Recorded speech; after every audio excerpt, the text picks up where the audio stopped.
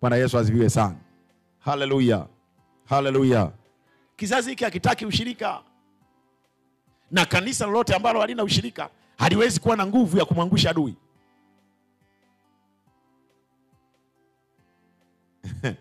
Hapa Tanzania nimeshawahi kuona kanisa moja lenye ushirika.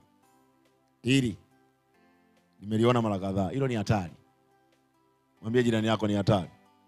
Hilo nimeliona kipindi cha Magufuli na nimeliona kipindi cha Samia. Hilo kanisa linaitwa la Ufufuo na Uzima. Sijawahi kuona kanisa lenye ushirika kama hili. Sijawahi.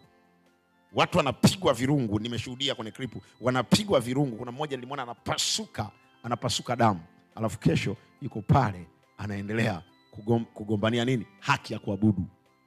Na jamaa wako kama majeshi wakisema, jeshi, majeshi ya Bwana yanapiga, yanagaragaza, yanachana kabisa. Wote yanainuka majeshi. Wako unity, wako unity, usiwachezee. Bwana Yesu asifiwe sana. Haleluya. Kwa mapito ya lile kanisa, kama yangekuwa ni makanisa mengine unayoyaona, habari yake ingekuwa haipo. I tell you truth, amna, yangekuwa halipo. Na hili pito unaloliona si sasa hivi, lile kanisa limepitia mapito nafikiri kama matatu, limeshawahi kufungiwaga kama mara 3 mpaka pale unapoliona. Kwa wao hawana jipya. Lakini nini kinachowafanya mara zote wanashinda?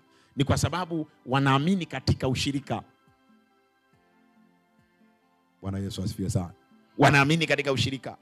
Kwa hiyo kanisa la Mungu, watu wa Mungu lazima wawe na ushirika. Tatizo kinachoharibu ushirika leo ni kwamba Wakristo wenyewe wa leo hawana uchungu. Mkristo mmoja hana uchungu na Mkristo mwingine. Hawana uchungu. Kwa maana ya kwamba ndio maana unaweza ukaona Mkristo anatafuta makosa ya Mkristo mwingine ili ayapeleke mtandaoni. Yaani anakuwa anakosea nini? Anamtafuta ili apeleke zile habari za makosa ya mtu mwingine. Ule ushirika hamna. So kuna ushirika wa Kristo ambao anataka kanisa lake liwe moja. Anataka kanisa lake liwe na nguvu. Anataka kanisa lake liwe na ushindi. Sikia, ushindi wowote usio na ushirika hauwezekani. Ushindi bila ushirika haiwezekani. Ndio maana hata Yesu, Biblia inasema kuna Baba, kuna Mwana, kuna nani? Kuna Roho wa moja. Kwa sababu assignment ya kuja kuokoa huku alikuja kuifanya Yesu. Mungu akavaa mwili. Assignment, sawa haleluya. Assignment ya kubaki na utukufu akabaki nao Mungu Baba. Assignment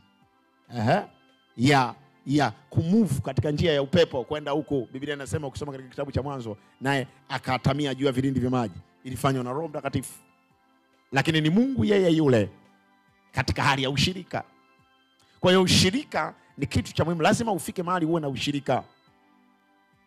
Usiwe ni kanisa ambalo linaweza yani upo kwamba sema leo mimi naingia kwa kuhani Musa. Kesho mimi naingia kwa Mamposa. Kesho kutwa naingia kwa Muhini. Kesho kutwa naingia kwa Ufufuo na Uzima. Kesho kutwa naingia kwa Manyema. Kesho kutwa naingia kwa Kakagaga. Usiwe hivyo. Haleluya. Lazima uwe na ushirika. Haleluya. Lazima uwe na ushirika. Sasa, haya tukuulize. Wewe ni wa ukoo gani sasa? Maana yake hapa upo, pale pule upo, kule huko. Haya, wanapoomba uko wapi wewe? Yaani kama kuna mtumishi wa Mungu siku hiyo anasema anaombea watu wake. Yaani wewe uko wapi sasa? Pacha, uko wapi? Maana yake sasa wewe una miguu mingi kama nani unajua? Yule nani anatembea jongoo? Una miguu mingi.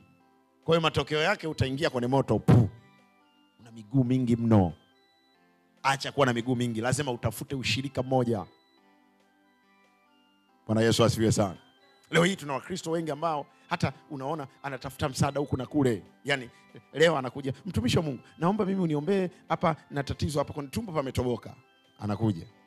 Unamwombea hapajaisha kutoboka. Kumbe alishaenda tena madhabahu nyingine kumwambia mtumishi mwingine wa Mungu, mtumishi wa Mungu hapa pametoboka. hujamalizana naye maelekezo uliyompa, kaenda kwa mwingine tena. Mtumishi wa Bwana, hapa pametoboka. Sasa kwa hiyo watumishi wa Bwana, watumishi wa Bwana, watumishi wa Bwana, watumishi wa Bwana. Huyu anatoa ufunuo, anamwambia sasa wewe hapa palipotoboka inabidi tuweke chumvi. Huyu mwingine anatoa ufunuo, anasema Bwana, hapo palipotoboka inabidi tufunge kitambaa. Huyu mwingine anasema Bwana, yule aliyekwambia chumvi ni mchawi. Hapa Bwana, hapo palipotoboka hapo tuweke mawe. Huyu anasema mtumishi, huyu aliyekwambia mawe huyo ni muuaji kabisa. Cha kufanya hapa usiweke, nenda kachukue mafuta, weka. Anaweka. Huyu anasema huyu aliyekwambia mafuta huyu ni mchawi kabisa. Mimi nisikilize, mimi ndo mwalimu wa neno la Mungu.